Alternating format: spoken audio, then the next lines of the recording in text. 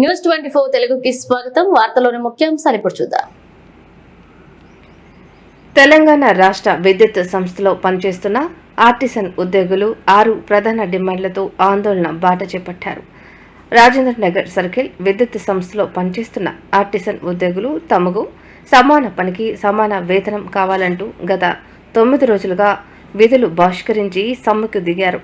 6 ప్రధాన డిమాండ్లను ప్రభుత్వం యాజమాన్యం తక్షణమే అమలు చేయాలంటూ 10 యూనియన్లు జాయింట్ యాక్షన్ కమిటీగా తెలంగాణ విద్యుత్ ఆర్టిసన్ జాయింట్ యాక్షన్ కమిటీగా ఏర్పడి ఆందోళన బాట చేపట్టారు. ఈరోజు కార్మికులు నిర్వహిస్తున్న ధర్నాకు రాజేంద్ర నగర్ నియోజకవర్గం బీఆర్ఎస్ ఇన్ఛార్జ్ పటోళ్ల కార్తీక్ రెడ్డి, ఎమ్మెల్సీ రహమత్ బేగ్ మద్దతు పలికారు.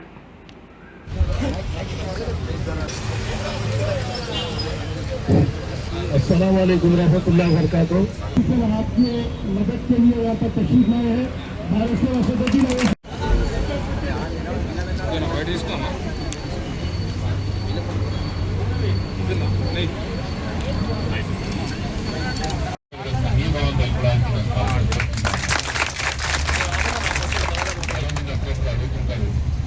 తెలంగాణ రాష్ట్రం ఎట్లొచ్చింది?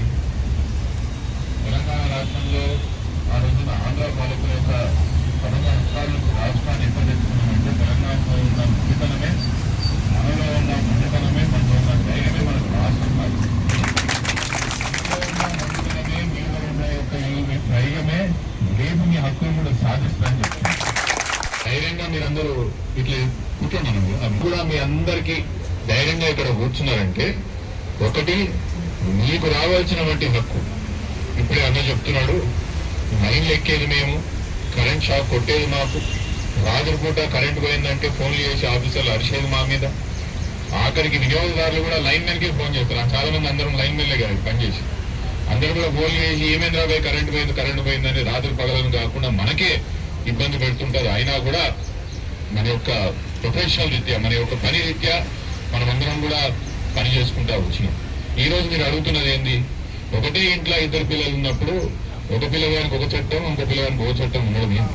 2017లో మేము ఆల్మోస్ట్ ఆల్ ఆ రోజున కేసీఆర్ గారి యొక్క జియో ముఖ్యమంత్రిగా ఉన్నప్పుడు ఆయన ఇచ్చినటువంటి జియోలో మీరు రెగ్యులర్ ఎంప్లాయీస్ కాకపోయినా మీరు కాంట్రాక్టర్స్ ఎంప్లాయీస్ కూడా కారు. ఇప్పుడు మీరు ఒక మెట్టు ఎదిగినారు. సమానమైన హక్కుల కోరడంలో ఖచ్చితంగా మీ అడిగే ఒక డిమాండ్స్ లో న్యాయం ఉన్నది. మీరు అడుగుతున్న ప్రతి డిమాండ్ కూడా మేము అధికారుల మీద కూడా ఒత్తిడి పెడతాం. అవసరం ఉంటే మీరు చెప్పినట్టు అమ్మతో కూడా అసెంబ్లీలో మాట్లాడతాం. నేను హరీష్తో, రామన్నతో కూడా మాట్లాడతాం. ఈ రోజు మీ చర్చలు ఉన్నాయని నేను అనుకుంటున్నాను. ఈ రోజు చర్చల్లో ఏదో ఒక దగ్గర సొల్యూషన్ వస్తుందని నేను కూడా భావిస్తున్నాను. ఎక్కడో ఇక్కడ అధికారులు కూడా ఖచ్చితంగా మీరు అడుగుతున్నటువంటి డిమాండ్స్ లో న్యాయం ఉందని భావించి మీరు అడుగుతున్నటువంటి డిమాండ్స్ ని తలవకాలని కూడా నేను కూడా కోరుకుంటాం. జరుగుతుందని కూడా నేను భావిస్తాను. ఒక విషయం